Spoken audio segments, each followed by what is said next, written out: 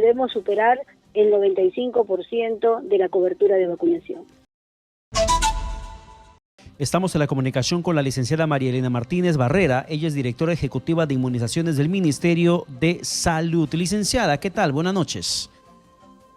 Buenas noches, Pedro y Katiuska. Muchas gracias por la invitación a Exitoso especialmente. Y sí, desde el Ministerio de Salud queremos mencionar que esta tarde nuestra ministra de Salud, la doctora Rosa Gutiérrez, presentó una propuesta de decreto supremo para declarar en emergencia sanitaria por riesgo elevado de brote de poliomielitis y sarampión en 12 departamentos del país y en el Callao.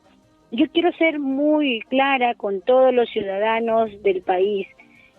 No estamos ante un incremento de casos de polio en el Perú, ni de sarampión. Sin embargo, el Ministerio de Salud viene trabajando para mitigar esos riesgos, para evitar justamente que aparezcan casos, y hemos determinado que existen en 12 departamentos del país. Por esa es la razón que nuestra ministra y el sector declaran emergencia para poder trabajar intensamente y hacer un barrido de vacunación en estas ciudades. Sin embargo, dentro de esta decisión, ¿qué estadísticas, qué cifras se manejan para decir que estamos en una emergencia frente al tema de polio y de sarampión? Dos enfermedades que anteriormente se consideraba que estaban ya básicamente desaparecidas, erradicadas. Así es, Pedro, como tú mencionas. Efectivamente, miren, no tenemos polio desde el año 1991, que fue el último caso de polio que apareció en nuestro país y en las Américas. Tampoco sarampión desde el año 2018, que tuvimos más de 38 casos en el país. Sin embargo, queremos mencionarte que en estos últimos 4 años, el acúmulo de susceptibles, ¿qué significa el acúmulo de susceptibles? Que quiere decir que entre los años 2019, 20, 21 y 22 se han dejado niños de completar la vacunación, y esto se va acumulando y nos pone en riesgo de reintroducción de estas enfermedades que, como muy bien lo ha señalado Pedro, ya no existen. Entonces, ante ese riesgo que hay de varios niños que no completaron su vacunación de manera oportuna, el Ministerio de Salud se prepara para poder hacer el barrido de vacunación y completar la vacunación. Quiere decir que estábamos en coberturas entre 60 a 70%. En el 2022 ciertamente hemos avanzado y logrado un poco más del 80-81%, pero para estar seguros en el país debemos superar el 95% de la cobertura de vacunación. Y usted recordará que la OPS se pronunció hace algunos meses diciendo que había riesgo de polio, y cuando conversamos con un funcionario dijo que no era polio, sino que era el resultado, era una fiebre, era un efecto de la vacunación. Eso quiere decir que sí tenemos casos de polio aquí en nuestro país luego de muchos años. Hola, Katiuska, buenas noches, gracias, pero mira, yo quiero precisarte, lo que hemos tenido ha sido un caso de polio virus derivado de la vacuna que apareció en San Luis, en Loreto.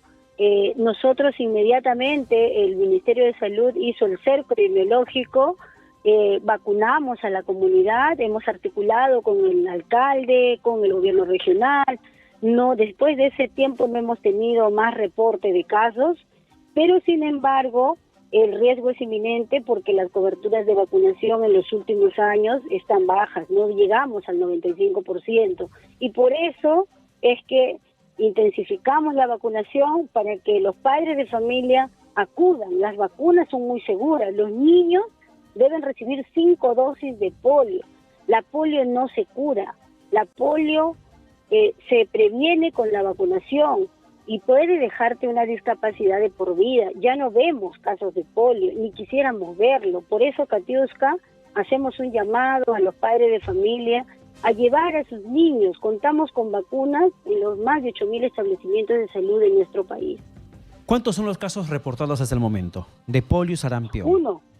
El caso de polio, que fue polio derivado de la vacuna, el único caso reportado y notificado por el sistema de epidemiología es el caso que hubo en Saramiriza. Luego no hemos tenido se han hecho búsqueda de casos, no hay más casos reportados. Sin embargo, la declaratoria de emergencia no solo se saca porque hay casos. Quiero que esto se quede bien claro para toda la población en el país.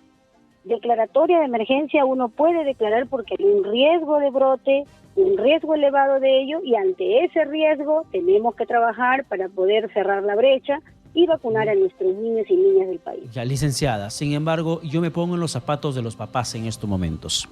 Y si me dicen que el caso que se reportó en la Amazonía, con esta polio derivado de la vacuna, si esta proviene de la vacuna, ¿qué certeza tengo yo de que la vacuna es efectiva, es eficiente?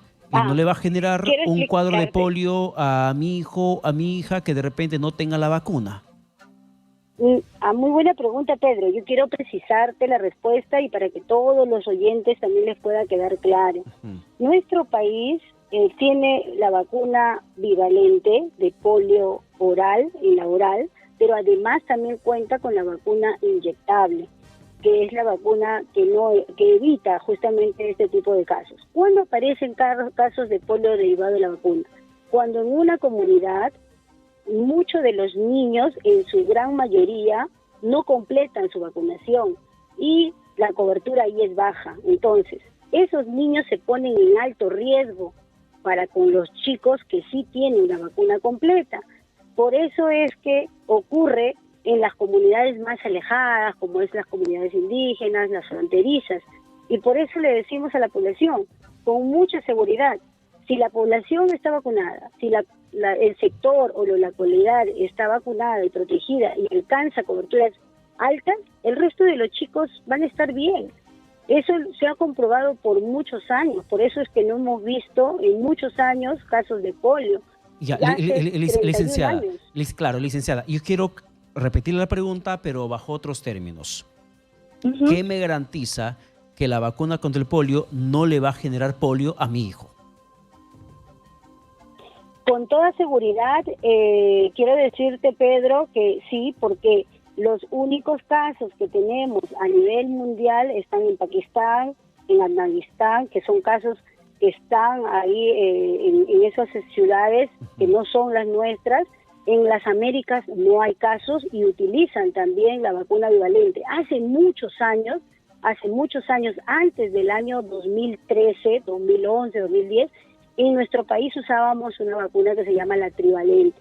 Luego migramos a otro esquema de vacunación. Y miran cuántos años han pasado, Pedro, y no tenemos casos. Eso significa que la vacuna es segura, que la vacuna es de calidad. Y además, Pedro, yo quiero decirte algo importante. Nuestro país adquiere vacunas a través del fondo rotatorio, que es con la Organización Panamericana de la Salud. Por lo tanto, hay que decirle a todos los ciudadanos que está la vacuna garantizada para nuestros niños y niñas del país. No solamente de polio, sino también sarampión. No sé si tú recordarás, Pedro, tuvimos casos de sarampión en el año 2018. Sí. 38. Y logramos hacer un barrido de vacunación en el 2019, logrando una cobertura por encima del 95%. Y después de esos años no vemos hasta ahorita sarampión. Eso significa que la vacuna funciona. Y por eso es que ahora, ante ese riesgo de bajas coberturas de vacunación, necesitamos ponerlos al día a los chicos y ponerlos con sus esquemas completos. Bien, por favor, ¿cuál es su recomendación final? Nos queda muy poquito tiempo. Por favor, ¿cuáles son sus consejos finales para todos los padres de familia, ahora que estamos en emergencia sanitaria por polio y por sarampión? Miren, mi recomendación, Katiuska, para todos los padres y para todos los ciudadanos de nuestro país es que no podemos bajar la guardia. Tenemos que poner al día a los chicos. El país tiene uno de los mejores esquemas. Acudan a los establecimientos de salud o permitan que las brigadas vacunen a sus niños. Por lo tanto, tenemos vacunas de polio, sarampión, rubiola, tétanos, difteria. El país tiene un gran esquema de vacunación, pero necesitamos aplicarnos para poder seguir luchando contra estas graves enfermedades que muchas veces se dejan con discapacidad, con secuelas o pueden llegar a la muerte. Entonces, a vacunarse. Bien, una pregunta final, por favor. ¿La estrategia de inmunización cuál va a ser? La estrategia será un barrido casa por casa y también haremos la vacunación en lugares concentrados. ya vamos a presentar el plan. Después de este decreto supremo que ya se ha aprobado esta tarde en el Consejo de Ministros, viene toda la articulación con el Ministerio de Economía y Finanzas para poder conseguir el presupuesto que se ha aprobado de 27 millones y luego de ello tener que trabajar con los 12 departamentos. La estrategia será un barrido de vacunación en estas regiones priorizadas.